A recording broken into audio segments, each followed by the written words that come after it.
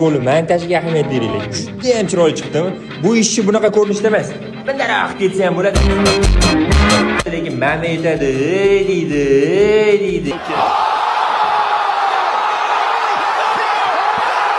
Ishini mana bunaqa qilib qo'ygan deydi.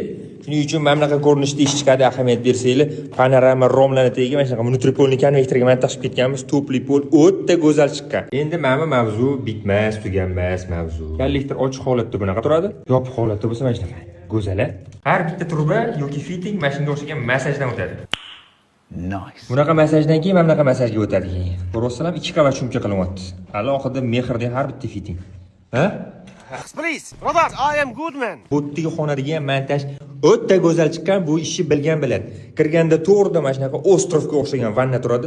Tepasida palatin sushitel, mana shu dush turadi. Dush ham o'zi ham tropitskiy dush bo'ladi. Ro'parasida bitta mana shunaqa stroyniy unitaz, yonida mustahab qilish uchun gigiyenitskiy dushi bo'ladi.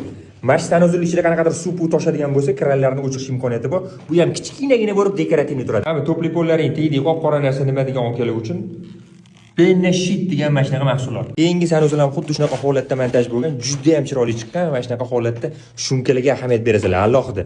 O'zimizning O'zbekiston ustalari ham uncha davlat ustalarining qo'liga choynakni berib, borib ham choyga chiqib kelgin deydigan darajaga yetgan. Sizlar nima deb o'ylaysizlar? Rostdan ham shunaqami?